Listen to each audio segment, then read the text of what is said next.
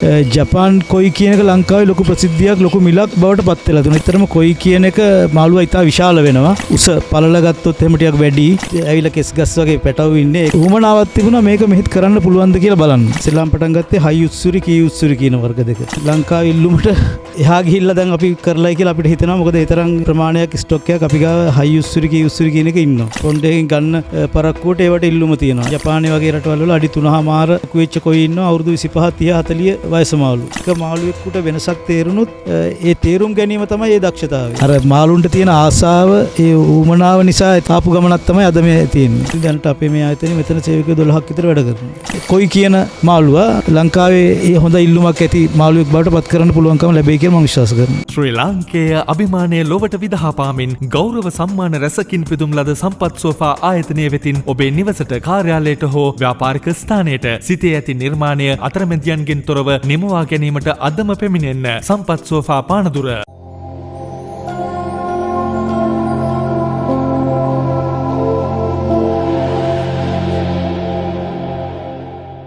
වක්‍ර life නරඹන ඕගොල්ලන්ට කාෆ් මාළුන්ගේ විස්තර හොයලා බලලා කියලා දෙන්න තමයි අද හෝමාගම දියගම පැත්තට ඇවිත් ඉන්නේ. හෝමාගම දියගම නියොන් ඇක්වේරියම් ආයතනයේ අපි අද දවසම ගත කරන්නේ ඒ ෆාම් එකේ සිද්ධ වෙන කාෆ් අභිජනන කටයුතු අපි අද දැක බලා ගමු.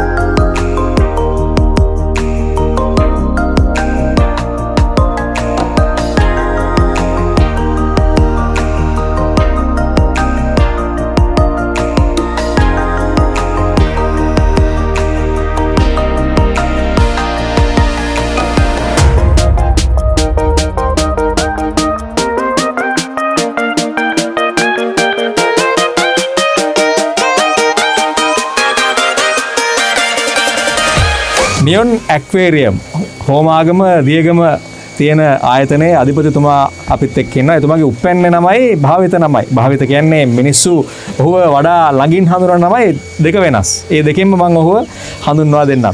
මේ නියොන් ඇක්වේරියම් ආයතනයේ අධිපතිතුමා සත්‍යජිත් සමරසිංහ. සත්‍යජිත් සමරසිංහ ඒක තමයි එතුමාට දෙමෝපියන්ගෙන් ලැබුණ නම. නමුත් එතුමාව වඩා හඳුනන්නේ මේ ශාස්ත්‍රයේ ශක්ති එහෙම නැත්නම් ශක්තිය අයියා කියලා. අපි ශක්තිය අයියා කියලාම එතුමාව හඳුන්වනවා ඉදිරියට මේ වැඩසටහන පුරා. මොකද මෙතුමා ජනප්‍රිය ශක්තිය අයියා විදිහට. ශක්තිය ඔබ මේ ඇක්වේරියම් ශාස්ත්‍රයට එන්න කොච්චර කාලයක් ගිහිල්ලාද? කොහොමද ආසාවට මාළු හදන්න පටන් අරගෙන ව්‍යාපාරයක් දක්වා දියුණු කරගත්තා නැත්නම් බිස්නස් එකක් විදිහට මේ වැඩේට බැස්සද?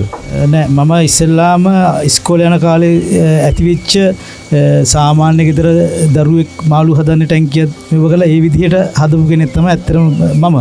ඉතින් ඉස්සෙල්ලාම අපි ඉස්කෝලේ යන කාලේ සිවිලින් ෂීට් කෑල්ලක් දැක්කත් ඕක කුටු කරලා මාළු හදලා මාළුවෙක් ගෙනත් දාලා ඇතිවෙච්ච පටන් ගැනීම තමයි අද මේ දක්වාලු ව්‍යාපාරයක් බවට අද පත් කරගෙන ඇවිල්ලා තියෙන්නේ.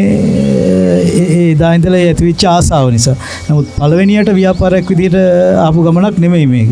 අර මාළුන්ට තියෙන ආසාව ඒ උමනාව නිසා ඇතිවෙච්ච ආපු ගමනක් තමයි අද මේ තියෙන්නේ. අවුරුදු කොච්චරක් වෙනවද නියොන් ඇක්වේරියම් ආයතනයේට? අවුරුදු දැනට 38ක් විතර වගේ වෙනවා මේ වෙනකොට. අද දවසේ අපේ මාතෘකාව කාෆ් මාළුව ගැන. නියොන් ඇක්වේරියම් සහ කාෆ් මාළුව අතර යාළුකම හැදෙන්න කොච්චර කාලයක්ද? මුල ඉඳලම ඔබතුමා කාෆ් මාළු හදනවද? නෑ මුල ඉඳලාම අපි මෙව කරේ ගෝල්ඩ් ෆිෂ් වර්ග.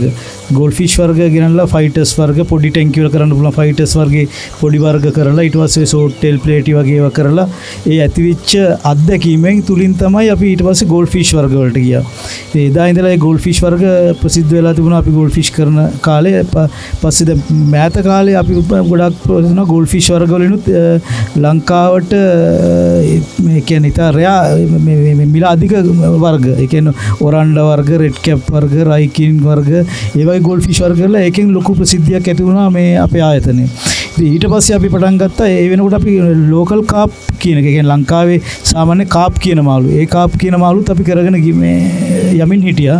නමුත් පස්සේ කාලේ ඇතිවෙච්ච ඉල්ලුම අනුව අපිට දැනගන්න ලැබුණා මේ කොයි මාළු කියන්නේ ජපානයේ මූලික මේ ජපානයේ. ඉතින් ජපාන් කොයි කියන එක ලංකාවේ ලොකු ප්‍රසිද්ධියක්, ලොකු මිලක්, ලොකු ඉල්ලුමක් බවට පත් වෙලා දුන්නා. ඉතින් අපි බැලුවා ඒ වෙනකොට ජපාන් කොයි ලංකාවේ බ්‍රීඩ් කරන්නේ නැති තරම් තත්ත්වයක් තිබුණේ. ඉතින් අපිට උවමනාවක් තිබුණා මේක මෙහෙත් කරන්න පුළුවන්ද කියලා බලන්න. ඉතින් ඒ අනුව අපි දැන් මේ වෙනකොට ජපාන් කොයි යම් තත්ත්වයකට අපි කියන්නේ ජපානයේ තත්ත්වය ජපානයේ අවුරුදු 200 300 ගණනක් පරණ ඉතිහාසයක් තියෙන බොහොම මෙවියක් තියෙන රටක ඒ මෙවියක් නපුත් අපි කියන්නේ අපි එතෙන්ට ඇවිල්ලා කියලා අපිට තව අවුරුදු ගාණක් කියන්න පුළුවන් වෙයි සමහරකට එතෙන්ට යන්න. නමුත් අපි යම් ඒගොල්ලන්ගේ ඒ අවුරුදු 200ක් ගෙනාපු ඒ කොයි කියන එක ජපාන් කොයි කියන එක නමුත් අපි අද එතන ඉඳලා ඒගොල්ලන්ගේ බ්ලඩ් ලයින් එක අපි අරගෙන අපි යම් තත්යකට මම හිතනවා යම් තත්යකට දැන් මේ අපි කරගෙන යනවා කියලා. නමුත් ඒ තත්ත්වය නැති වෙන්න පුළුවන්. නමුත් අපි විශ්වාස කරනවා ඉදිරියේදී තව අවුරුදු ගාණක් යනකොට අපිට ඒ තත්ත්වෙට මේ කොයි කියන මාළුවා මේ විශේෂ ලංකාවේ හොඳ ඉල්ලුමක් ඇති මාළුවෙක් බවට පත් කරන්න පුළුවන්කම ලැබෙයි කියලා මම විශ්වාස කරනවා.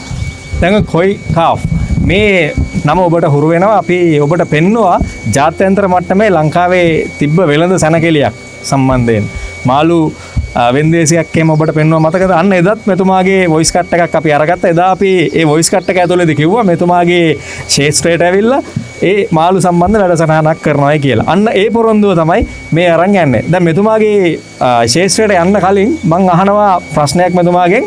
මේ කාෆ් වර්ග සහ කොයි කාෆ් කියන වර්ග දෙකම එකම විදිහකටද ඒගොල්ලන්ගේ බ්‍රීඩින් සිද්ධ වෙන්නේ? ඒගොල්ලන්ව වෙළඳ පොළ දක්වා ගමන් කරන ක්‍රියාවලිය කාෆ් වලට පොදුද නැත්නම් මේ ඔබතුමා දැන් සඳහන් කරපු කොයි කාෆ් කට්ටිය විශේෂ විදිහකට හදන්න ඕනද? විශේෂ කියන්නේ ඇත්තටම කොයි කියන එක මාළුවා ඉතා විශාල වෙනවා. ඒකේ හැඩය පොඩ්ඩක් සාමාන්‍ය අපි කාප් මාළුවට වැඩිය වෙනසක් තියෙනවා. මොකද යාගේ උස පළල ගත්තොත් එහෙම ටිකක් වැඩි. වර්ධනය වෙන ප්‍රමාණය සාමාන්‍ය අපේ කාප් එකට වඩා ගොඩක් වැඩි. නමුත් බ්‍රීඩින් අතින් ගත්තොත් ඔය දෙකම එක සමානයි බ්‍රීඩ් කරන. ඒ කියන්නේ මව් සතුන් හඳුනා ගැනීම මේ ඒගොල්ලන්ට දෙන කෑම වර්ග ගත්තොත් එහෙම මොකද අපි ඉස්සෙල්ලා පුරුදුලා හිටියේ අපේ කාප් නෝමල් ශ්‍රී ලංකන් කාප් කිව්වහම අපි ගන්න නෝමල් කෑම දෙන්නේ. නමුත් ඇත්තටම කොයි හදනවා නම් අපිට සිද්ධ වෙනවා මේ හොඳ කෑම වර්ග. ඒ කියන්නේ ජපාන් වලින් ගෙන්නන හොඳ කෑම වර්ග දින නැත්නම් ඒගොල්ලන්ගේ නියම වර්ධනය, නියම පාට, නියම හැඩය අපිට ගන්න අපහසුයි මේ අපේ සාමාන්‍ය නෝමල් කෑම දීලා. ඉතින් මේ දෙකේම වෙනසක් නැහැ. වෙනස තියෙන්නේ මේ ඒගොල්ලන්ගේ විශාලත්වයයි ඒගොල්ලන්ගේ හැඩයයි වර්ණ පිහිටීම අනුව තමයි ඒගොල්ලන්ගේ වර්ගීකරණය කරන්නේ. නමුත් අපිට තාම අර මං ඉස්සෙල්ලා කිව්වා වගේ ජපානයේ තත්ත්වෙර නැහැ. නමුත් ඒ වර්ගීකරණය කරන්න අපි ඉදිරියේදී ඒ තත්ත්වයට ගන්න බලාපොරොත්තු වෙනවා. මාළු ගැන කතා කරනකොට මෙහෙම හිටගෙන මෙහෙම කතා කරන එක ඔබට ප්‍රායෝගික නෑ. අපි මාළුවා ළඟට ගිහිල්ලා මාළුත් එක්ක ඒ වැඩේ කතා කරමු. අපි මෙතුමත් එක්ක යනවා ඒ බ්‍රීඩින් කටයුතු සිද්ධ වෙන තැනට.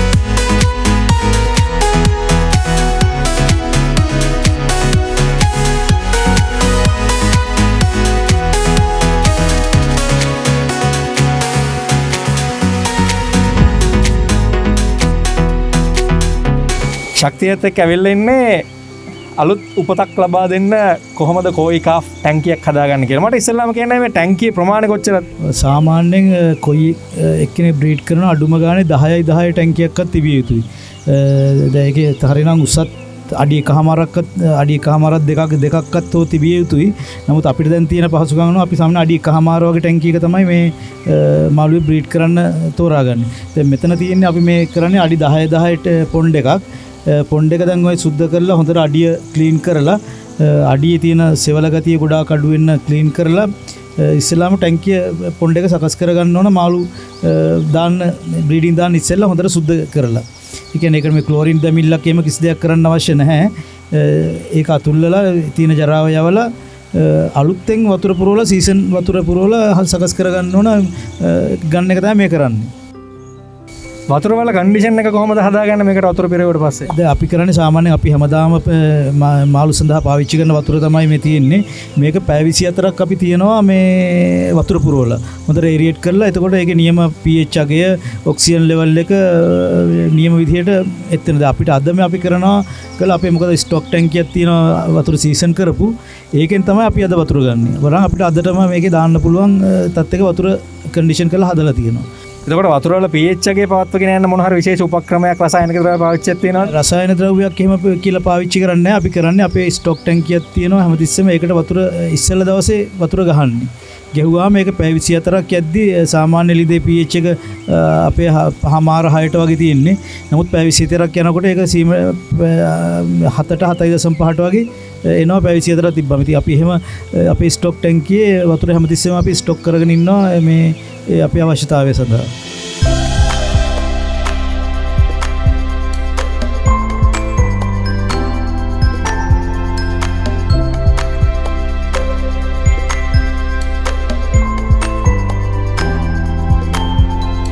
දැන් අපිට පේනවා මෙතන අපේ අර සේවය කර කර හිටපු මල්ලි පොල්ලතු වගේක් දාගෙන යනවා සුද්ධ කරපු ටැංකියට. අයි මහත්තයා මේ පොල්ලතු දාන්නේ? සාමාන්‍ය අපි මේ පොල්ලතු පාවිච්චි කරන්නේ දැන් බ්‍රීඩ් දාන අයගේ බිත්තර ටික විසිරවන්නේ මේකේ. ඒක විසිරවලා අල්ලගන්න තමයි මේ පොල්ලතු වගේ දෙයක් පොල්ලත්තම කියලා නෑ අපි ඒකට කියන්නේ වතුරයකට මේයක් නොවන මොන හරි අත්තකදී අපි උපස්තරයක් විදිහට පාවිච්චි කරලා අපිට තියෙන දැන් හොඳම උපස්තරය තමයි මේ පොල්ලත්තක් වෙන ඉතින්. ඉතින් මේගොල්ලෝ කර වෙන්නේ ෆීමේල් එකාගේ පස්සෙන් මේල්ලා මුදර මැචු වෙච්ච ෆීමේල් එකාගේ පස්සෙන් මේල්ලා ගිහිල්ලා චේස් කරනකොට ෆීමේල් එකා මේ පොල්ලත්තේ උඩ වගේ තමයි නගින්නේ. නගලා තමයි විතර විසිරවන්නේ. ඒ විසිරවන අතරේ තමයි මේ පිරිමි සතාගේ ජර්ම් එක මේ ජූස් එක මේ ස්පර්ම්ස් එහෙම ඒ අතරේ විහිදුවන්නේ. එතකොට තමයි අරක සංචේචනය වෙන්නේ මේ බිත්තර. ඉතින් ඒකේ පහසුවට තමයි අපි මේ පොල්ලතු පාවිච්චි කරන්නේ.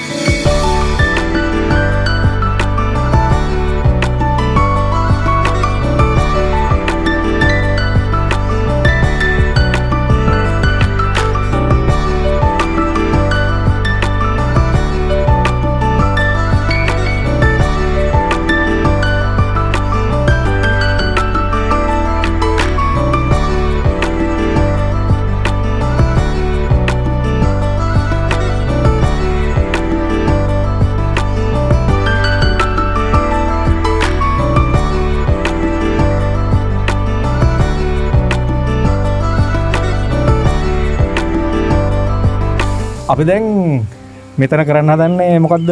අතන මවුසත්තු ගිහින් දාන්න හදන්නේ නේද? අපි මෙතනින් එන්නේ අපේ ඉන්නවා මවුසත්තු මෙතන ගොඩක් දෙනෙක් ඉන්නවා. අපි බලන්නේ දැන් මැචු වෙලා තියෙන විතර දාන සුදුසු ගන්න සුදුසු මේ ගෑනු සතෙක් තෝරා ගන්න තමයි අපි මේ හදන්නේ.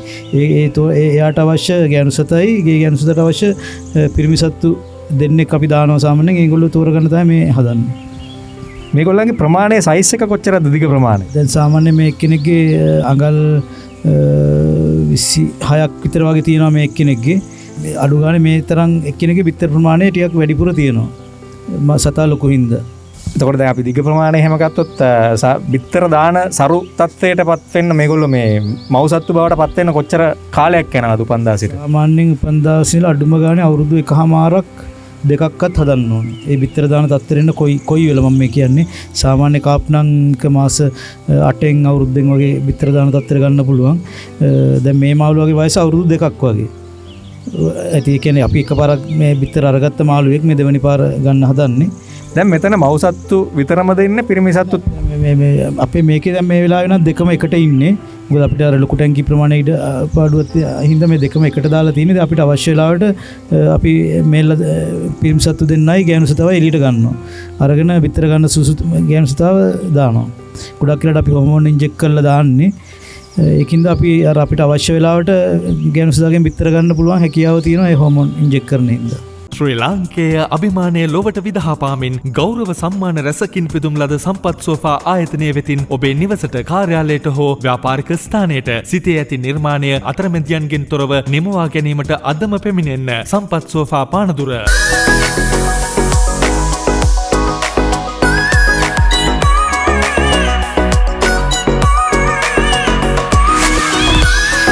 ශක්තිය මාළුවල්ලන හැටි ශක්තිය මේ මොකක්ද වැරට එක මයාගේ මෙයා කොහකු එක් කෙනෙක් ඒ කියන්නේ මේ ඔරිජිනල් ජපාන් වලින් ගෙන්නපු කොහකු මාළුවෙක් මේ ඉන්නේ මෙයා අපි මේල් එකක් විදිහට පාවිච්චි කරනවා එතකොට ඒ වැරයිටි මාරු කරලා බ්‍රීඩ් කරයි කියලා ගැටලුවක් වෙන්නේ නැද්ද අපි උත්සාහ කරනවා එකෙන් මේ වෙන වෙනම වැරයිටි හදන්න පුළුවන්ද කියලා බලනවා එහෙම කරලා සාමාන්‍යයෙන් දාන්නේ නැහැ එහෙම එකටම තමයි දාන්නේ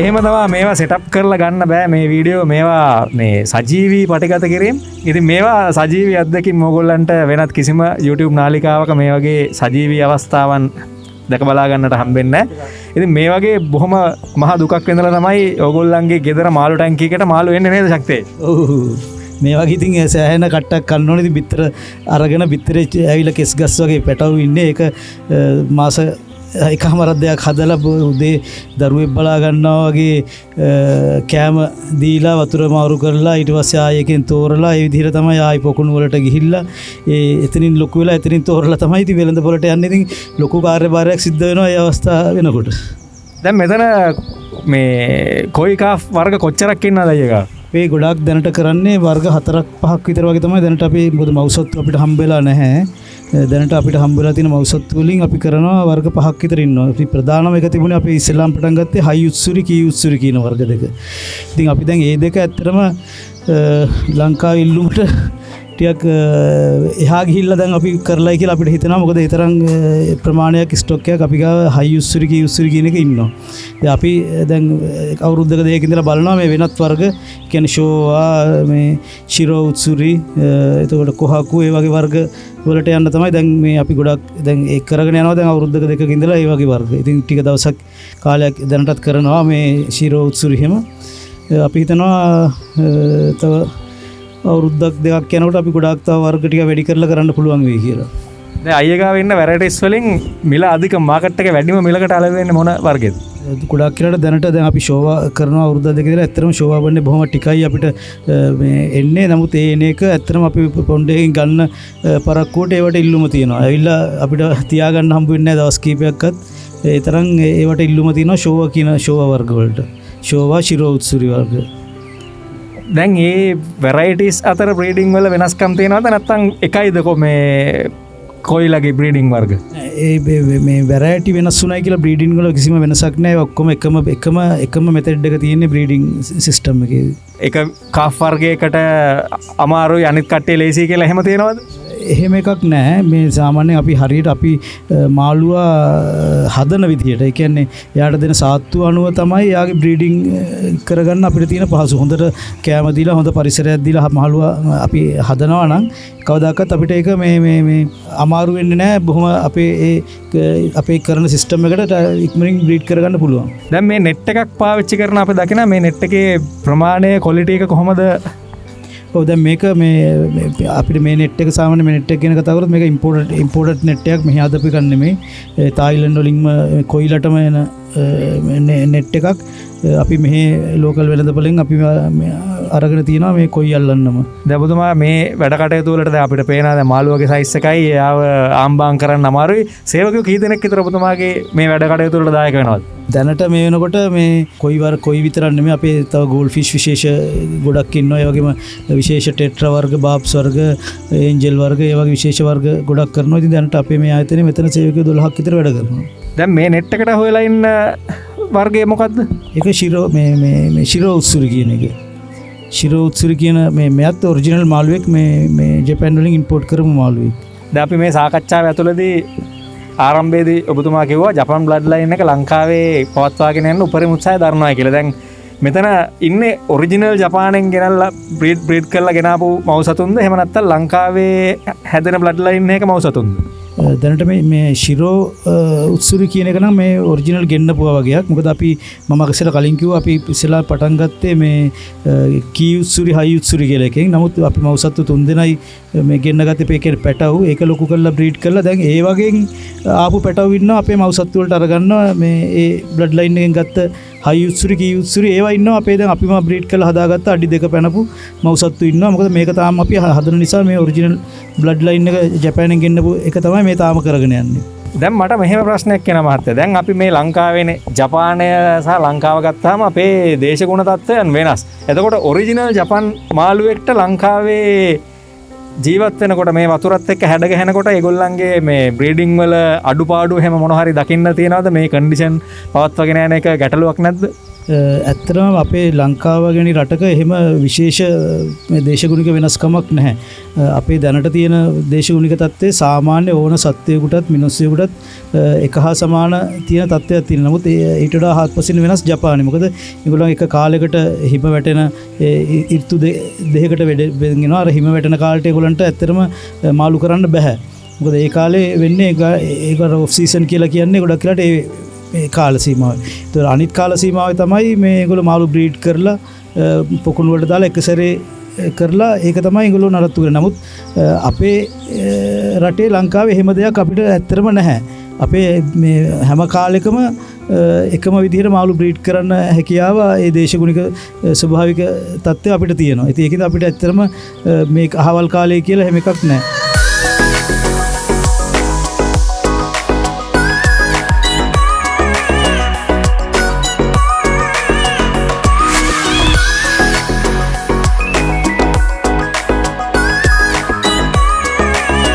එකම විදිහට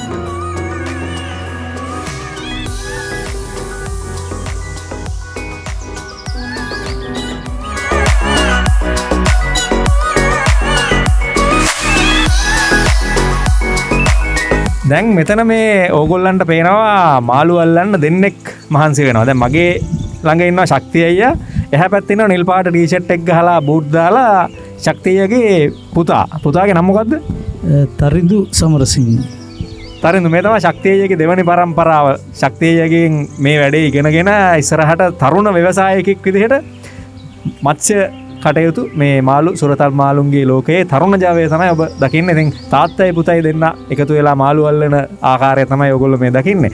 දැන් මෙතන මේ ටැංකිය එක සාමාන්‍යයෙන් කොච්චර කාලයක් විතර සුද්ධ කරන දේවල් මේකේ කන්ඩිෂන් එක කොහොමද පවත්වාගෙන යන්නේ මේ මව්සත්තු ඉන්න ටැංකියේ? දැන් මේකේ අපි ෆිල්ටර් සිස්ටම් එකක් දාලා තියෙනවා පිටිපස්සෙන්. සාමාන්‍ය පැට ලීටර 18,000 විතර මෝටර් දාලා තියෙනවා. කොහොමද දවස් 3කට 4කට සැරයක් අලුත් වතුර එකතු කරනවා. වතුර ටිකක් අඩු කරලා එකතු කරන්න ඕන. කෑම දෙනවා දවසකට දෙපාරක්. මේ කෑම වුණත් හොඳ ජපාන් වලින් එන කෑම වර්ග තමයි මේකට දෙන්නේ.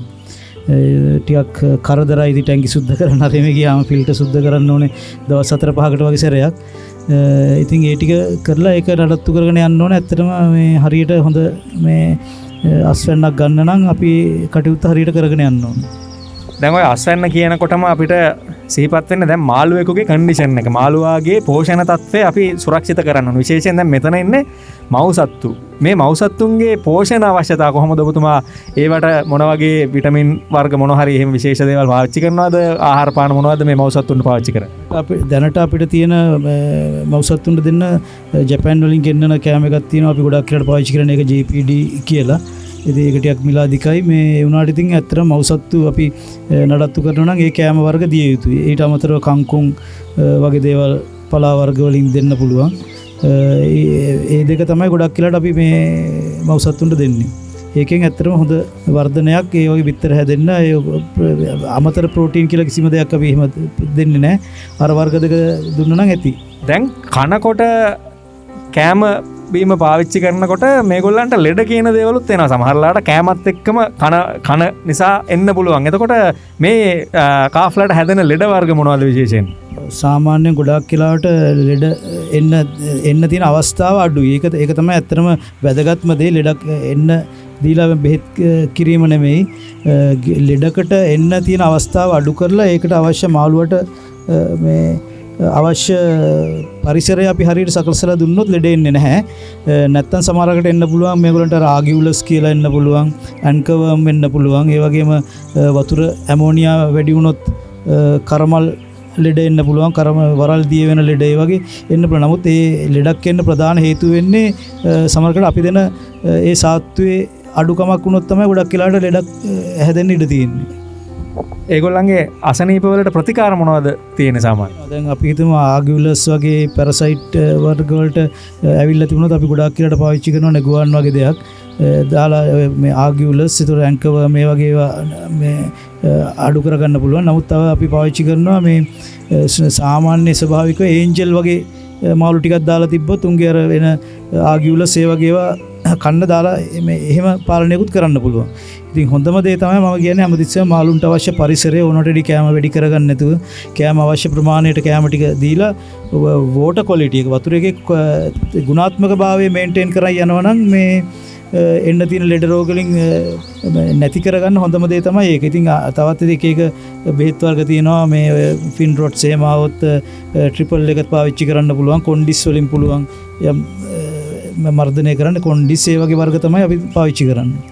දැන් අපි දැකලා තියෙනවා සමහර මාළු වර්ගවල මේ මාළු ලෙඩ වුණාම මුළු ටැංකියටම ප්‍රතිකාර කරනවා. දැන් ඔබතුමාලා මේකෙදි ටැංකියටම ප්‍රතිකාර කරනවා නැත්නම් ලෙඩ වෙච්ච මාළු විතරක් අයින් කරලා ප්‍රතිකාර කරනවා? එහෙම අපි අයින් කිරීමක් කරන්නේ නැහැ. ගොඩක් වෙලාවට අපි මේකේ වෙනසක් දැක්කොත් කියන්නේ ඒක අනිවාර්යෙන් කෙනෙකුට ඒ වෙනස තියෙනවා කියන්නේ අනිත් අයගෙත් ඒ රෝග ලක්ෂණ එන්න පුළුවන්. ඒතර අපි කරන්නේ ගොඩක් වෙලාවට මේ ඇත්තටම ඒක තියෙන්නේ ඒ කරන එක්කෙනාගේ දක්ෂතාවය කියන්නේ ඒකයි. එක මාළුවෙකුට වෙනසක් තේරුනොත් ඒ තේරුම් ගැනීම තමයි ඒ දක්ෂතාවය. ඒ තේරුම් ගැනීම ඉක්මන් කමෙන් තමයි අනිත් අයටත් යන්න නොදී වළක්වා ගන්න පුළුවන් හැකියාව තියෙන. ඒතර අපි කරන්නේ ගොඩක් වෙලාවට මුළු ටැංකියටම මේ ඒ ට්‍රීට්මන්ට් එක කරනවා. කරලා ඔක්කොටම එක විදිහට මෙව කරනවා. ගොඩක් ඩැමේජ් වෙච්ච තුවාල වෙලා ඒ වගේ ඩැමේජ් වෙලා තිබුණොත් එයාව අරගෙන වෙනම කරන්න පුළුවන්. නැතු සාමාන්‍ය ලෙඩ රෝගයන් නම් මුළු ටැංකියටම කරන්න ඕන. තරිඳු මල්ලිගේ දැලට අහු වෙලා ඉන්නේ මෙහෙ ඉන්න ආච්චි කියලා තමයි අපේ ශක්තිය කිව්වේ. මොකද්ද ඒ කතාව? ඔව් දැන් මෙහෙමයි. එයා අපි ඉස්සෙල්ලාම කොයි පටන් ගන්න කාලේ ඉඳලා හිටපු මාළුවෙක් කොයි එක්කෙනෙක් තමයි. නමුත් එයාට අපිට අරගොල්ලන් තරම් සාත්තු කරන්න උනේ නැහැ. මොකද අපේ දවස්වල තිබිච්ච කෑම ප්‍රශ්න අර මේ හින්දා ඇත්තටම එයාගේ මේ ලොකු වෙන්න තිබුණ එයාට දෙන්න තියෙන පහසුකම් අඩු වුණා. ඒකෙන් එයා ඇත්තටම එච්චර ලොකු වුණේ නැහැ. ටික නමුත් ටික වයසයි මාළුවා. අවුරුදු 6ක් 7ක් විතර වයසයි. ඉතින් අපි ආගෙනුත් ඒ දවස්වල මේ බිත්තර අරගෙන බෝ කරලා තියෙනවා. ඉතින් දැන් ගත්තොත් එහෙම ඇත්තටම අපේ ඉන්න හොඳ මව්සත්තුන්ගේ අම්මා කියලා කිව්වොත් ඒත් පුළුවන් එයාව. දැන් ඔබතුමා කොහොමද මේ ආච්චි කියලා අඳුරගත්තේ? දැන් මට නම් මේ මාළුවේ අර මාළුවේ අතර වෙනසක් පේන්නේ නැහැ. කොහොමද මේ මාළු එකිනෙකා එහෙම වෙන් කරලා අඳුරගන්නේ? මාළු 40ක් 50ක් හිටියත් අපිට හැම එක අපි දන්නවා. මේ අහවල් එක මේ අහවල් එකට උඩ ඉඳලා කියන්න පුළුවන්. මොකද මේ ශාස්ත්‍රයේ මේ පළපුරුද්ද අනුව අපිට මේකේ මේ ඉන්න අහවල් එක මේ අද දාන්න ඕන මෙයා, අද බ්‍රීඩ් කරන්න ඕන මෙයා, ඊළඟ මාසේ බ්‍රීඩ් කරන්න මෙයා. ඒ විදිහට ඒ දැනීම ඇත්තටම ඕන කෙනෙක්ගේ ඕන මාළු හදන එක්කෙනෙක් ඒ දැනීම තිබිය යුතුයි. ඉතින් ඒ වගේ අපිටත් ඒක එදා ඉඳලා මේ කොච්චර මාළු දැන් අනිත් අයට මේක එක වගේ දැක්කට අපිට ඒකේ වෙනස පැහැදිලිව පේනවා.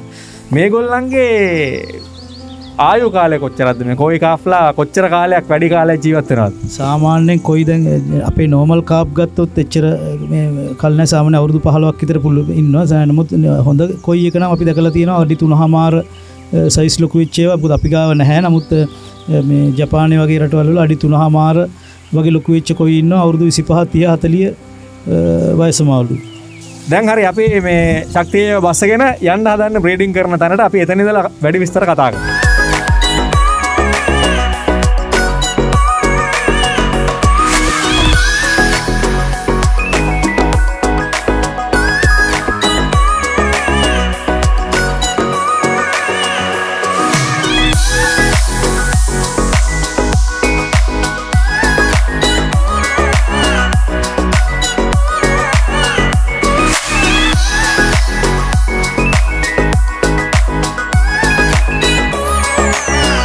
දැන් අපි මව්සත්තු පිරිමිසත්තු බ්‍රීඩින් කට්ටියව අල්ලන හැටි පෙන්නවා. දැන් අල්ලපු අය ටැංකියට දාන හැටි පෙන්වන්න. මේ ඉන්නේ පුතා, මේ ඉන්නේ තාත්තා, තරිඳුයි අපේ සත්‍යයයි. මේ ඉන්න කෙනා මට නම් තේරෙන්නේ නැහැ මෙයා ෆීමේල්ද මේල්ද කියලා. මෙයා ෆීමේල්ද මේල්ද? දැන් මෙයා ෆීමේල් කෙනෙක්. මෙයා නම් අපි අත්‍තරම විශේෂයෙන් අඳුන්වන්න දෙයක් නෝන්නේ නැහැ. යාගේ ස්වභාවයෙන්ම අපිට තේරුම් ගන්න පුළුවන්. අර බඩ නෙරලා තියෙන ඇත්තටම ද බිත්තර හැදිච්ච අපි දැන් බ්‍රීඩින් තත්තර සුදුසු ගෑනු සතෙක් තමයි මේ ඉන්නේ. දැන් බලන්න පුළුවන් ඔය තියන්නේ එයාගේ අමුතුමෙන්ම හොයන්න දෙයක් නැහැ. එයාගේ මේ උදර ප්‍රදේශයේ හොඳට මහතට බිත්තර ගන්න සුදුසු තත්ත්වයට දැන් අදපත් වෙලා තියෙනවා මෙයා. ඉතින් සුදුසු තත්ත්වයටපත් වෙච්ච ගෑනු සතෙක් තමයි අපි අද තෝරගෙන ඉන්නේ මේ බිත්තර ගන්න. ගෑනු සතෙක් නම් මේක කියන්න එච්චර විශේෂයක් නැහැ. උදර ප්‍රදේශය දෙපැත්තට නෙරලා. ගොඩක් කියලාට බිත්තර හැදිලා නම් උදර ප්‍රදේශයේ දෙපැත්තට නෙරලා තියෙන්නේ ගෑනු සතාගේ. කී දෙනෙක් දානවද මව්සත්තු පිරිමි සත්තු කී දෙනෙක් දානවද සාමාන්‍යයෙන් කොහොමද අනුපාතය පවත්වගෙන යන්නේ බ්‍රීඩින් වලදී? බ්‍රීඩින් වලදී ගොඩක් කියලාට අපි කරන්නේ එක ගෑනු සතෙකුට පිරිමි සත්තු දෙන්නෙක් දානවා. හොඳට මේ ෆර්ම්ස් තියෙන පිරිමි සත්තු දෙන්නෙක් දාලා ඒ જાතියෙන් දෙන්නෙක් දැමීම තමයි අපි ගොඩක් කියලාට කරන්නේ. ඒකට හේතු වෙන්නේ එක්කෙනෙක්ගේ බිත්තර වැඩි ප්‍රමාණයක් ෆර්ටිලයිස් කරගන්න පිරිමි සතු දෙන්නෙක්ගේ මේ ෆර්ම්ස් උපයෝගී කරගන්න තමයි දෙන්නෙක් අපි දාන්නේ. ඔන්න පිරිමි සතෙක් අල්ලගෙන තියෙන අපි බලමු පිරිමි සතා හඳුනා ගන්න කොහොමද කියලා. කොහොමද මහත්තයා අපි මාළු ගොඩකින් පිරිමි සතෙක් හඳුනගන්නේ? දැන් මෙතන ඉන්නේ මෙයා බැලුමට මෙයාගේ උදරේ මහතර තියෙනවා. නමුත් මේ පිරිමි සතෙක් හඳුනාගෙන ප්‍රධානම ලක්ෂණය තමයි මේ උදර පැත්ත ස්පර්ශ කරාම මෙයාගේ එනවා ජර්ම් මේ ෆර්ම්ස් එනවා. ඒ කියන්නේ එයාගේ අපි කියනවා ශුක්‍රාණු කියලා කියන්නේ ඒක මෙතන මේ නිරපනකොට අතන පොඩ්ඩක් බලත හැකි මේ කිරි පාටට පිට වෙනවා. එතනත් ගෑනු සතෙක් මෙව කරොත් ඒ ගෑනු සතාගේ ඒක එන්නේ නැහැ නිකන් වතුර පාටට දියරයක් වගේ තමයි බිත්තර ශ්‍රාවයක් තමයි මේ ගෑනු සතා කියන්නේ. ඒකත් එහෙමයි මේ යට වරලේ ටික උල් ස්වභාවයක් තියෙනවා පිරිමි සතාගේ. මෙතන ඉදිරි වරල් දෙකෙනුත් අපිට පේනවා මේ ඉදිරි වරල් දෙක හරි රෆ් පිරිමි සතාගේ. ඒ දෙපැත්තේ වරල් දෙක බොහොම මේ රෆ් ගතියක් පෙන්නනවා ඒ වරලේ කෙරවල. මං කිව්වා ඉස්සෙල්ලා මේ මිරිකලා හොයාගන්න එක ඒක තමයි ඇත්තටම හොඳම නිවැරදිම ක්‍රමය මේ පිරිමි සතෙක් තෝරා ගන්න. මෙයාගේ වෙරට එක මොකක්ද මහත්තයා? මෙයා ඔරිජිනල් ජපානෙන් ගෙන්නපු කොහකු කියන මාළු විශේෂය මේක. මේ පිරිමි කෙනෙක්ද? මෙයා පිරිමි සතෙක්. මෙයාගේ මේගොල්ලන්ගේ කියලා මේ වර්ග වැරයිටි කියලා විශේෂයක් නැහැ. ඒ ඔක්කොගේම එකම සිස්ටම් එකකට තමයි මේ පිරිමි සතා ගෑනු සතා තෝරන්නේ. ඒ ඉස්සරහා අර විදිහම තමයි පිරිමි ඉස්සරහා වරල් දෙක ගත්තොත් රෆ් ගතියක් පෙන්නනවා. ඊට පස්සේ ආයෙ අර අපි මිරිකලා ගත්තොත් අර වගේ ජූස් එකක් වගේ එනවා මේ පිරිමි සතාගේ. ඒක තමයි අපි බලන්න තියෙන හොඳම ක්‍රමය. අන්න අර යන්නේ අන්න අය ගියා හොඳට.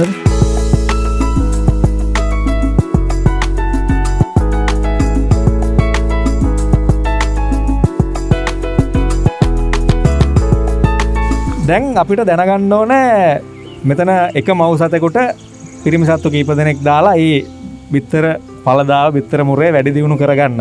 සාමාන්‍යයෙන් එක මව් සතෙක් කොච්චර බිත්තර ප්‍රමාණයක් දානවද? දැන් ඒක තීරණය වෙන්නේ සතා අපි ගන්න මව් සතාට ගන්න එයා සතාගේ විශාලත්වය අනුව තමයි දැන් මේ බිත්තර ප්‍රමාණය තීරණය වෙන්නේ. අපි ගත්තොත් මෙතන මේ අඩි 2කට වැඩි ගෑනු සතෙක් තමයි මේ ඉන්නේ. මෙයාගෙන් සාමාන්‍යයෙන් ගත්තොත් බිත්තර ප්‍රමාණය ලක්ෂයකට එහා පැත්ත 1,25,000ක් ඒ වගේ බිත්තර ප්‍රමාණයක් මේ වගේ සතෙක්ගෙන් ගන්න පුළුවන්. සතාගේ ශරීර විශාලත්වය අනුව තමයි බිත්තර පිහිටලා තියෙන්නේ. මේගොල්ලන්ගේ බිත්තර වැටෙන කොච්චර කාලයක් යනවද? අපි ගොඩක් කියලාට මේ බ්‍රීඩ් එක මව්සත්තු ටැංකියට එකතු කරන්නේ හවස් කාලේ. ඒ කියන්නේ හවස 5ට 6ට විතර තමයි මේ ටැංකියට එකතු කරන වේලාසනින් අපි මේ ෆීමේල් ගෑනු සතාව ටැංකියට දාලා තියෙනවා වේලාසනින්. පිරිමි සත්තු දෙන්නලා දාන්නේ හවස 6ට 7ට විතර තමයි පිරිමි සත්තු දෙන්න දාන්නේ. දාලා අපි අපේ හොඳට ටැංකිය හදලා හොඳට මැචු වෙලා ඉන්න සත්තු නම් අනිවාර්යෙන් පහෝදා 7-8 වෙනකොට බිත්තර හලලා තියෙනවා. ඒ හලුවට පස්සේ අපි කරන්න ඕන මේ මව්සත්තු ටික හැම අරගෙන එළියට අරගෙන ඒගොල්ලන්ගේ හිටපු ටැංකිය වලට ආයි සුරක්ෂිතව දාලා අර වතුරයකට මෙතරින් බ්ලූ වගේ දෙයක් එකතු කරලා වතුර ටිකක් තව මොකද ඒගොල්ලන්ගේ බිත්තර ගන්න අවස්ථාවේ ඒගොල්ලන්ගේ තියෙන ඔක්කොම ඇඟේ තියෙන අර ජර්ම්ස් එහෙම එළියට ගියාම වතුර එක කිරිපාටලා වතුර එක ටිකක් ඇමෝනියා වැඩි තත්ත්වයකටපත් වෙනවා. අපි ඒ වෙලාවට කරන්න ඕන වතුර භාගයක් විතර එළියට ඇදලා දාලා අර බිත්තර තියෙන ටැංකියම ඊට පස්සේ අපි සීසන් කරපු වතුර ටිකක් අර අඩු කරපු වතුර ප්‍රමාණය අපි ආයෙ නැවත එකතු කරන්න ඕන. මොකද අරකෙම හිටියොත් එහෙම ගොඩක් වෙලාවට ඇමෝනියා වැඩි වීම තුලින් පැටව වෙන්න තියෙන ප්‍රතිශතය මේ ගොඩක් අඩු වෙන්න පුළුවන්. ශ්‍රී ලාංකේය අභිමානය ලොවට විදහාපාමින් ගෞරව සම්මාන රැසකින් පිදුම් ලද සම්පත් සෝෆා ආයතනය වෙතින් ඔබේ නිවසට කාර්යාලයට හෝ ව්‍යාපාරික ස්ථානයට සිතේ ඇති නිර්මාණය අතරමැදියන්ගෙන් තොරව නිමවා ගැනීමට අදම පැමිණෙන්න සම්පත් සෝෆා පානදුර. අපි මහත්තයා අහලා තියෙනවා මේ මාළු බිත්තර දාලා බිත්තර කනවා කියලා. ඒ බිත්තර කන නිසාද මව්සත්තු ඒගොල්ලන් අයින් කරන්නේ බිත්තර තනි කරන්නේ? සාමාන්‍ය බිත්තර ඕන බිත්තර දාන සතෙක් අහුවෙන ඒවා ටික ඒවා කනවා නැත්නම් නෑ කනවා. ඉතින් ගොඩාක් කියලාට ඒගොල්ලෝ අර බිත්තර දාන තියෙන උනන්දුව උමනාව නිසා පිරිමි සත්තු දෙන්න ඒ අර පස්සෙන් චේස් කරන නිසා ඒ කන්න තියෙන අවස්ථාව අඩුයි. නමුත් අපි දන්නවා උදේ 8 විතර වෙනකන් ඒගොල්ලෝ බිත්තර ඒගොල්ලන්ගේ රාජකාරී කරනවා. හැබැයි ඊට පස්සේ ඒක ඉවරුණාට පස්සේ මේ ගෑනුසදා බිත්තර හල්ලා ඉවරුණාට පස්සේ ඒගොල්ලෝ ඊට පස්සේ කන්න පටන් ගන්නවා. ඊට පස්සේ ඒගොල්ලන්ට අරක මේ වෙලා ඉවරයි ඇති වෙලා ඊට පස්සේ ඒගොල්ලෝ කණ්ඩ ලෑස්ති වෙනවා. ඉතින් අපි ඒ වෙලාවට කරන්නේ බිත්තර ටික ඔක්කොම ඉවරුණාට පස්සේ මාළු ටික අරගෙන වෙන් කරන එක තමයි කරන්නේ. නැත්තම් ගොඩක් වෙලාට ඒක හිටියොත් ඒගොල්ලෝ බිත්තර කනවා.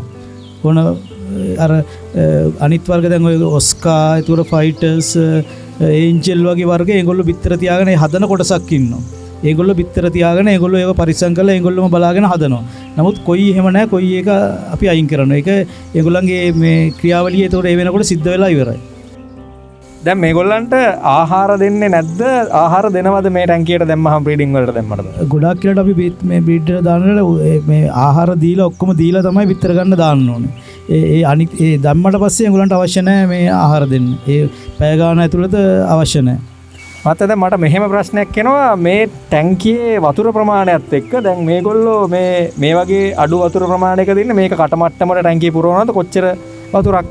මේකේ සාමාන්‍යයෙන් අපි අඩියකට වැඩිය වතුර පුරවන්න ඕන. අඩු ගානේ මොකද මාළුවගේ සයිස් එක අනුව දැන් මේ මාළුවගේ සයිස් එක ඇටින් නම් අඩු ගානේ අඟල් 15ක්වත් වතුර තිබිය යුතුයි. අඟල් 15කවත් වතුර ප්‍රමාණයක් තිබිය යුතුයි. මාළුවගේ සයිස් එක අනුව අපිට ඒක උඩරිම කොච්චර පොඩි මාළුව වුණොත් අඟල් 10ට උඩ වතුර තියෙන්න ඕන. දැන් මෙයා මාළුවන්ගේ ප්‍රමාණය අනුව අඩුම ගානේ අඩි අඟල් 15ක්වත් උසර වතුර තියෙන්න ඕන මේ එකේ. තියලා ඊට පස්සේ අපි බිත්තර ගත්තට පස්සේ අපි අර වාතනේ ඔක්සිජන් ඒක නිකන් මේ වාතය සපයන්න ඕන හොඳට ළඟ ඒව ටිකක් දාලා බිත්තර මේ හැච් වෙන්නේ ඒකෙන් තමයි. ඒ වතුර හැමතිස්සෙම කැරක් තියෙන්න ඕන මේ ටැංකියේ. ඒකෙන් තමයි ඊට පස්සේ බිත්තර හැච් වෙලා පැටිය එළියට එන්නේ. දැන් මට මෙහෙම ප්‍රශ්නයක් එනවා. දැන් අපි රට ඇවිල්ලා වහිනවා පායනවා. දැන් වැස්ස කාලෙකදී වගේ කොහොමද මේ කටයුතු පවත්වගෙන යන්නේ ඔයගොල්ලෝ බිත්තර රැක ගන්න දේවල්? ගොඩාක් කියලාට මෙහෙමයි වැස්සක් දැන් අපි දැන් මේ මව්සත්තුන් දැන් අද රෑ වැස්සොත් එහෙම වැස්සොත් එහෙම ඇත්තටම කියනනම් මේ අපි නිකන් තියනට වඩා සාර්ථකව බිත්තර ඒගොල්ලෝ හලනවා. මොකද වැස්සට හරි ආසයි මාළු උංගලක් කියලාට අපි ස්වභාවික ගඟක වුණත් බ්‍රීඩ් වෙන්නේ වැහි වතුරට. වැහි වතුර ගලාගෙන එන්න පාරට තමයි මාළුවා බ්‍රීඩ් වෙන්න මාළුවා මැචු වෙලා බිත්තර දාන්න මාළු වෙන්නේ ඒ වැහි වතුරට. ඉතින් ඇත්තට මේ ටැංකිය උනත් අද රැට වැස්ස කියන්නේ වෙන්දට වඩා සාමාන්‍ය දවසකට වඩා හොඳට මාළුවා බ්‍රීඩ් වෙන්න එයාට ලොකු මේ පහසුවක් වෙනවා ඒක. නමුත් බිත්තර දැම්මට පස්සේ බිත්තර අර හැච්චෙනකොට අපි දැන් මේ ටැංකිය වල ගඟේ වැවේ නම් ඒක ස්වභාවිකව ඒ අවශ්‍යතාවය සිද්ධ වෙනවා. නමුත් අපි කරන හොඳම දේ තමයි වැහි වතුර වලින් ඊට පස්සේ ආරක්ෂා කරගන්න ඕනේ. බිත්තර දැම්මට පස්සේ මොනවා හරි ආවරණයක් දාලා වහන්න ඕනේ. දැන් අපි හිතමු බිත්තර දාලා ඔක්කොම ඉවරයි. බිත්තර පුපුරලා පැටව එළියට එන්න කොච්චර කාලයක් යනවද? බිත්තර දැන් අපි බිත්තර දැම්මට පස්සේ පළුවෙම කරන්න ඕන මේ අර මං කිව්වා වතුර ටිකක් භාගයක් අඩු කරලා අපි මේ සීසන් කරු වතුර භාගයක් එවන්න ඕන කියලා. ඒක කරලා අපි ඊට පස්සේ එකතු කරනවා ඒකට මෙතනින් බ්ලූ වගේ රසායනික ද්‍රව්‍යයක් තියෙනවා. ඒක එකතු කරනවා බිත්තරවල දිලීර ඒ වගේ දේවල් තවරන මේ වෙච්ච ඒවා මර්ධනය වීම සඳහා අපි මෙතනින් බ්ලූ වගේ දේවල් පාවිච්චි කරනවා. ඒ කරලා දවස් 3ක් යනකොට පැටව පීනන්න ගන්නවා. ඒ කියන්නේ පහුවදාට වගේ නිකන් පැටව බිත්තරෙන් එළියට මේ වෙලා නිකන් ඉරටු වගේ අල්ලගෙන ඉන්නවා. දවස් 3ක් යනවා අනිවාර්යෙන් පීනන්න.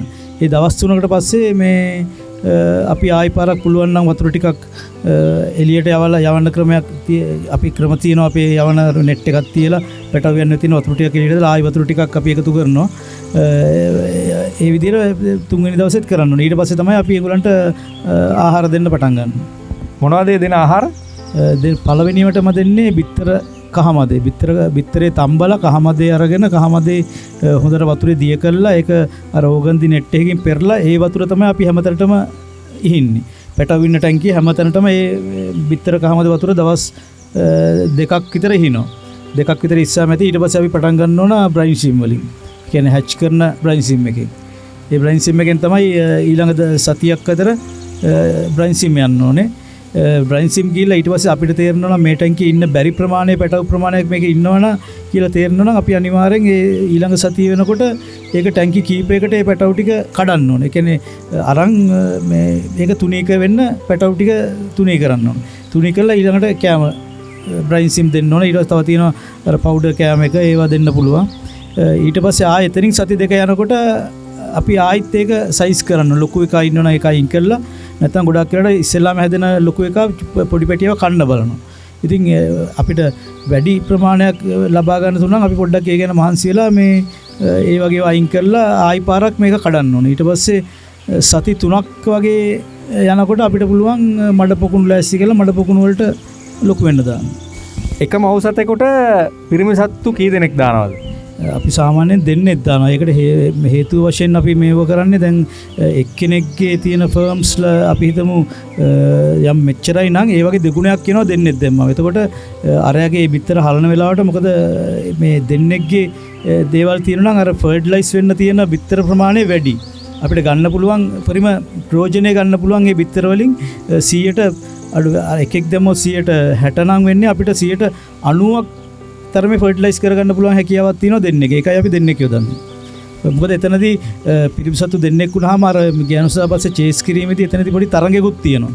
එක්කෙනාට එක්කෙනා පරයා යමින් ගෑනුසතාගේ උත්තේජනය කරන්න පිරිමිසතු දෙන්න එක්කෙනාට එක්කෙනා පරයා කරන්න උත්සාහ ගැනීමේදී හොඳ ප්‍රතිඵල ලැබෙනවා.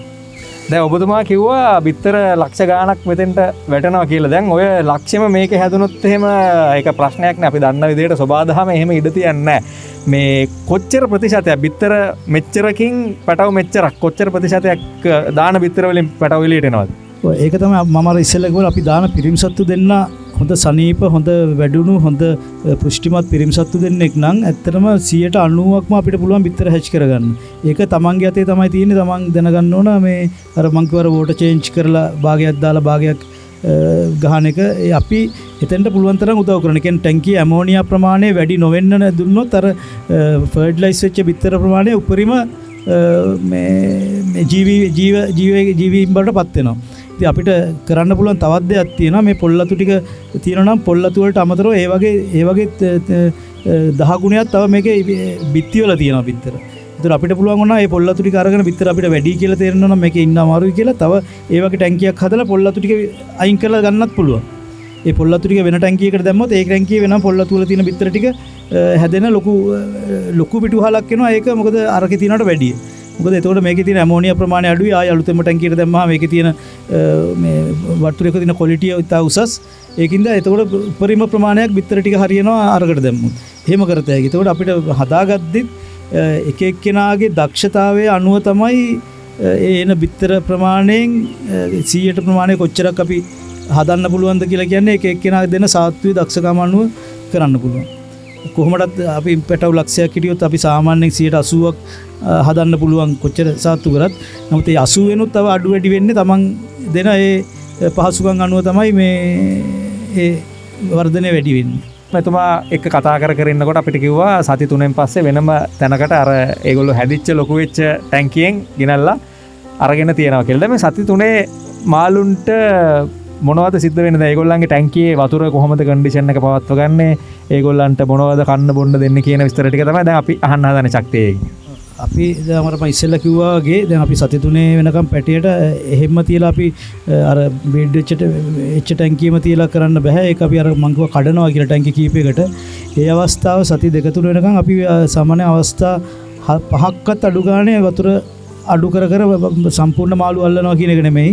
වතුර 3 එකක් අඩු කරනවා 3 එකක් ආයි එකතු කරනවා. ඒ වගේ ක්‍රමෙන් යන්න ඕන දවස් 2කට සැරයක්වත්. ඒ කරගෙන ගිහිල්ලා තමයි සති 3 යනකොට පැටිය නියම සාමාන්‍ය සෙන්ටිමීටර් 1.5 වගේ තත්ත්වයට වර්ධනය වෙනවා. අපි පෙන්නලා තියෙන අවස්ථාව වෙනකොට වර්ධනය වෙනවා. ඒ අවස්ථාවේ තමයි අපිට පුළුවන් ඒකෙත් තියෙන චූටිම කෙසඟම අපිට හිතෙනවා මේක ලොකු වෙන්නේ නැහැ කියලා මේ බොහොම කෙසඟ වෙච්ච පැටව අපි අයින් කරනවා.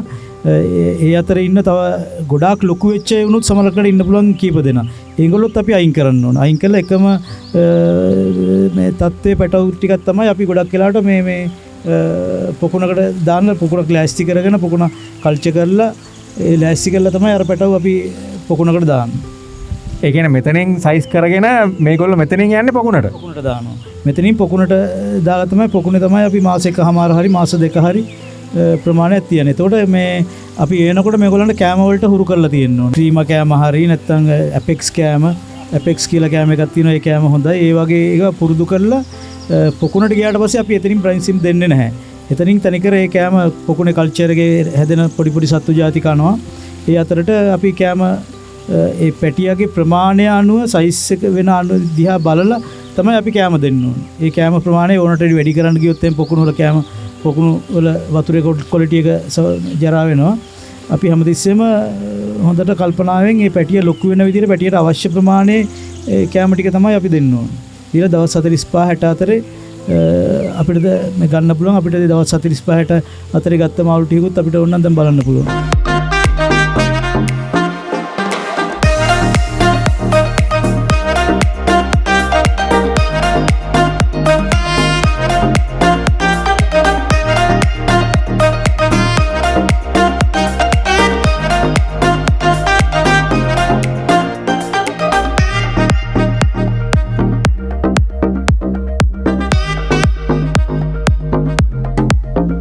ටැංකියෙන් පොකුණට ඇවිල්ලා ඉන්න මාළු ගැන තමයි අපි කතා කරන්නේ. පොකුණ, මඩ පොකුණ.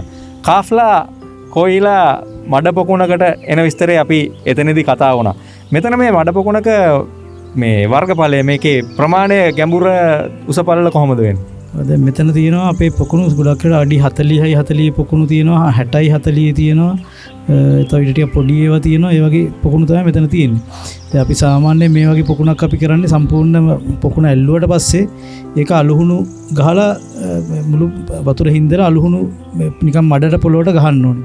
ඒ ගහන එකේ තේරුම වෙන්නේ මේ අවස්ථාවේ ඉන්න වෙන වෙන සත්තු, ඒ කියන්නේ කෘමි සත්තු, කැරපොත්තෝ, මේ බෝට් කියලා ඉන්න සත්තු, ඒ වගේ ඒවා විනාශ වෙන්න තමයි ඒක ගහන්නේ. ගහලා ඉවරලා අපි ඒක දවසක් විතර තියනවා ටිකක් වේලෙන්නවා වගේ. තියලා ඉවරලා තමයි ඊට පස්සේ ආයි ඒකට වතුර පුරවන්නේ. ඒ වතුර පුරවලා කල්චක වෙන්න ගොම දානවා. ඒකේ ආයි චූටි මාළුන්ට හිතකර පොඩි මේ සත්තු හැදෙන්න. ඒක දාලා දවස් 5ක් විතර තියලා තමයි ඔයගලන්ට අපි අර කලින් පෙන්නපු කොයි පැටව් අපි සෙන්ටිමීටර් එකමාර දවස් 7-3 වගේ පැටව් අපි ගෙනල්ලා දාන්නේ මේ දවස් 5කින් 6කින් ඒ පොකුණ හදලා. එතකොට අපි පුළුවන් 40 පොකුණක් වගේ ගත්තොත් පැටව් 5000ක් විතර පැටව 5000ක් විතර අපි සාමාන්‍යයෙන් එක පොකුණකට දානවා. ඉතින් එක පොකුණකට පැටව 5000ක් දැම්මොත් දවස් 45 60 වගේ යද්දි අගල් 2 3 4ට වගේ ගන්න පුළුවන්කම තියෙනවා. ඉතින් මේ අවස්ථාව වෙනකොට අපි දැනගන්න ඕන අර ඉස්සෙල්ලා කිව්වා කෑම සපේන විදිය පොඩි කාලේ දාපු ගමන් ඒ චූටි කාලේ අවශ්‍ය කෑම දෙන්න ඕනේ. ඒ කියන්නේ ඒ කන්න පුළුවන් සයිස් එකේ කෑම දෙන්න ඕනේ. ඊට ටිකක් ලොකු වෙනකොට ඒකට අවශ්‍ය ලොකු සයිස් කෑම දෙන්න ඕනේ. ඊට ලොකු වෙනකොට ඒට අවශ්‍ය කෑම දීලා අපි ඇත්තටම දවසට දෙපාරක්වත් අඩු ගන්න කෑම දීලා බලාගත්තොත් අනිවාර්යෙන් දවස් 45 60 යද්දී අඟල් 2මාර 3මාර අතරට එන්න පුළුවන්. අපි ඊට පස්සේ කරන්නේ ඒක එතනදී ආයි අල්ලනවා.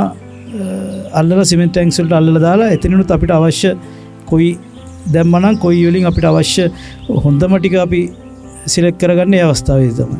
මඩ පොකුණක් තුලදී මේගොල්ලන්ගේ ආහාර පිටතින් මොනවද යොදන්නේ, කොහොමද ප්‍රමාණ වශයෙන් යොදන්නේ? ඒක තමයි අර මම කිව්වා මේ දැන් පැටව දාන අවස්ථාවේ උන්ට එච්චර ගොඩක් කෑම කන්නේ නැහැ. සාමාන්‍යයෙන් දවස් 2-3 යනකම් කෑම අවශ්‍යකුත් නැහැ දාන්න. මොකද ඒකේ ස්වභාවික හැදෙන ඩැෆ්නියා වර්ග ඒ වගේ පොඩි සත්තු තියෙනවා. ඉතින් ඒක දවස් 2කට 3කට ඇති. ඊට පස්සේ අපි කෑම යොදන්න ගොඩක් වෙලාට අර පවුඩර් වගේ නම්බර 1 වගේ කෑම වර්ග තමයි යොදන්න ඕනේ. ඒක ඊළඟ සතිය යනකොට අපි තීරණය කරන්න ඕනේ දැන් මේක මේ ඊළඟ සයිස් කෑම එක කන්න පුළුවන් කියලා. ඒතර ඊළඟ සයිස් එක යොදන්න ඕනේ. ඒ වගේ සති දෙකෙන් දෙකට අවශ්‍ය කෑම ප්‍රමාණය අඩු වැඩි කරලා ඒ ප්‍රමාණයත් ටික වැඩි කරන්න ඕනේ. මොකද මාළුවා ලොකු වෙන්න කෑම කන ප්‍රමාණය වැඩි. එතකොට ඒක අපි හොඳින් අවබෝධ කරගෙන නැතු හැමදාම එකම කෑම ටික යෙදුවට මදි වෙනවා. ඒක ඒ මාළුවා හැදීමේ ප්‍රමාණය අනුව අපි කෑම දමන ප්‍රමාණය වැඩි කරන්න ඕනේ. ශ්‍රී ලාංකේය අභිමානය ලොවට විදහාපාමින් ගෞරව සම්මාන රැසකින් පිදුම් ලද සම්පත් සෝෆා ආයතනය වෙතින් ඔබේ නිවසට කාර්යාලයට හෝ ව්‍යාපාරික ස්ථානයට සිතේ ඇති නිර්මාණය අතරමැදියන්ගෙන් තොරව නිමවා ගැනීමට අදම පැමිණෙන්න. සම්පත් සෝෆා පානදුර.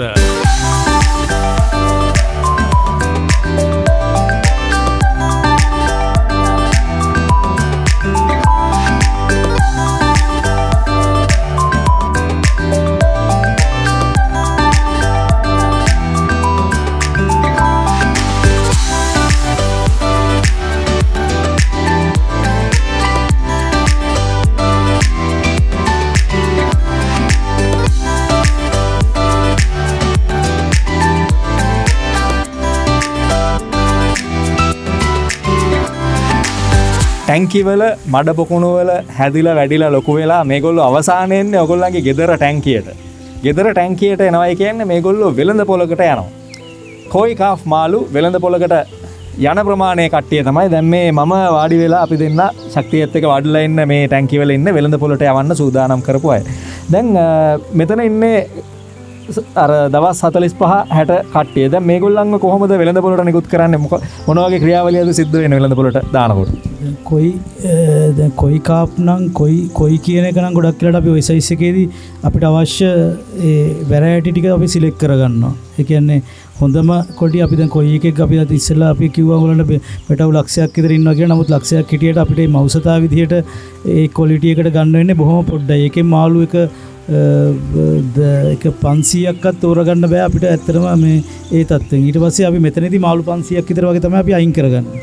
ඒ අයින් කරගෙන ඒක අපි නැවත ආයි ලොක් කරනවා. ඊළඟ එක තමයි අපි ලෝකල් මාකට් එකට දෙනවා නම් එක්ස්පෝර්ට් වලට දෙනවා නම් ඒ දෙන්න වෙන්නේ ඊළඟ එක තමයි. අර හොඳම ටික අපි නැවත රීපොන්ඩ් කරලා ඒක ලොකු කරනවා සාමාන්‍ය අඟල් 5-6 විතර වෙනකම්. අඟල් 5 ඊට පස්සෙත් ආයි එතනදී ආයි පාරක් සිලෙක්ට් කරනවා. එතනින් අරගෙනත් එතනිනුත් හොඳ ටික තමයි ඊළඟට ලොක් කරන්නේ කොයි කියලා ගන්න. එතකොට මේවා ගොඩක් වෙලාවට මේ සයිස් එක අපි පෙන්නපු පොකුරට දාලා සෙන්ටිමීටර් සති 3 පැටියා දවස් 45 60න් අරන් මේ තරම් අපි ගොඩ අරගෙන මේක ඊට පස්සේ ඉතුරු ටික ලෝකල් මාකට් එකට තමයි දෙන්නේ. දැන් කොහොමද ලෝකල් මාකට් එකේ ලංකාවේ වෙළඳ පොලේ කොයි මාළුන්ට තියෙන ඉල්ලුම කොහොමදයි? ඔව් දැන් අපි දෙන එළියට දෙන ඒවා කොයි කියලා විකුණන්න බෑ. අපි නිකන් නෝමල් කාප් විදියට තමයි විකුණන්නේ.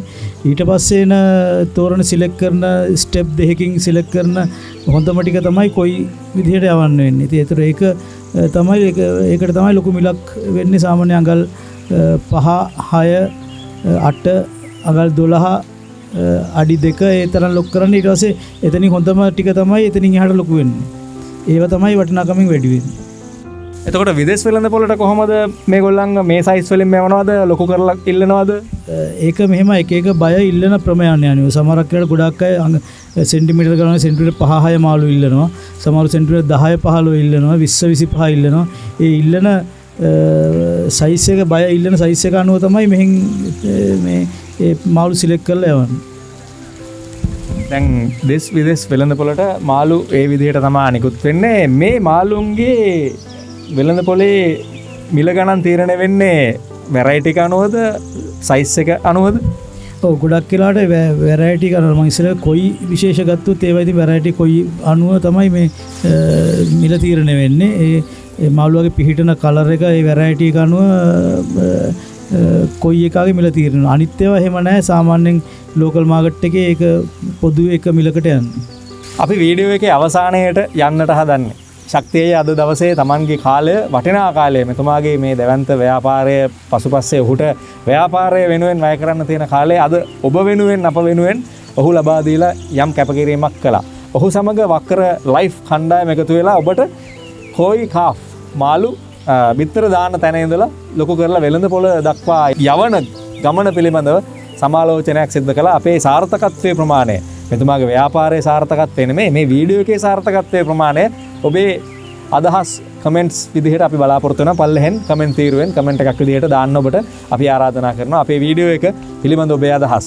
දැන් මේ අවසාන වශයෙන් ඔබට ඔබේ ව්‍යාපාරයට ඔබ ව්‍යවසායකයෙක් විදිහට මෙතුමා එක්ක ශක්ති අයියා එක්ක එකතු වෙලා ගමනක් යන්න ඕන ඒ දේවල් ගැන තමයි මේ කතා කරන්න හදන්නේ. ශක්ති අයියේ කොහොමද අපේ මේ වීඩියෝ එක නරඹන ප්‍රේක්ෂකයන්ට ඒගොල්ලෝ සමහර වෙලාවට ඔබතුමාත් එක්ක එකතු වෙලා මේ ව්යාපාරයට අත ගහන්න කැමති වෙන්න පුළුවන්. කොහොමද ඔබතුමා ඒත් එක්ක සම්බන්ධ වෙන්නේ? ඔබතුමා තොග විතරද ලබා දෙන්නේ? සිල්ලර වෙළඳ කටයුතු සිද්ධ කරනවද?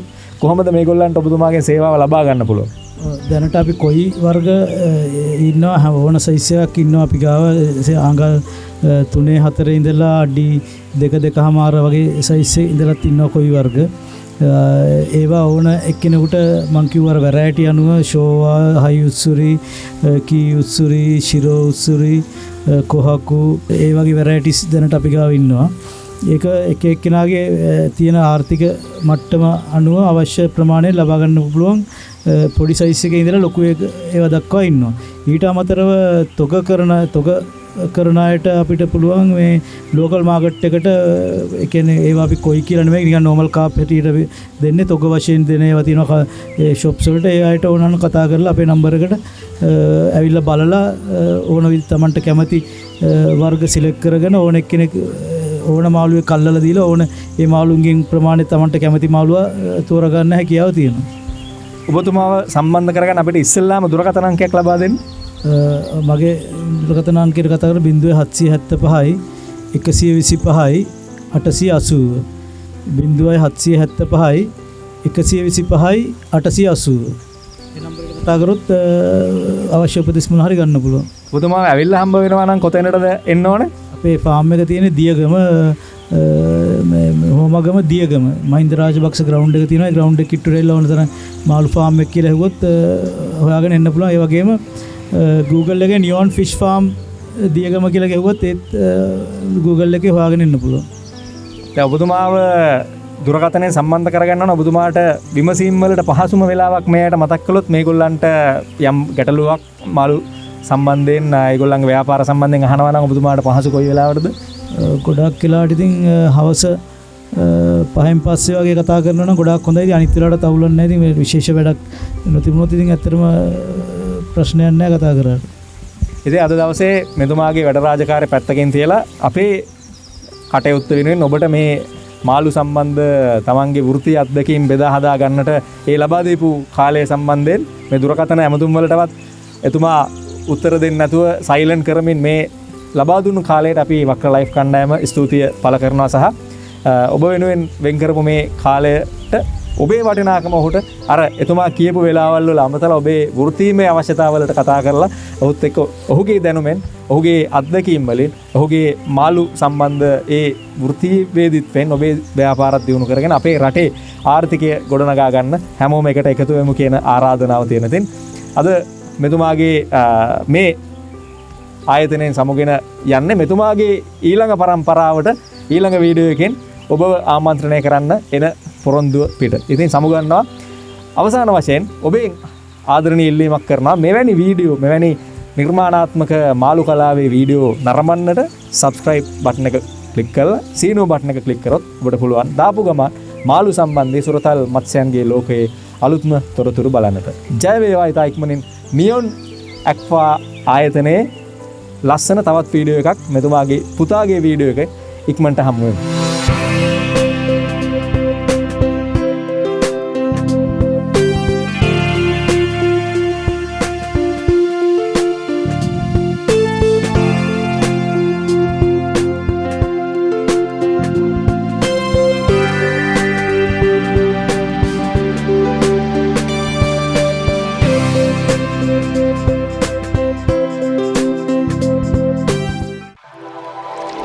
වක්‍ර TV යුගයේ සයිබර් අන්ධහැරය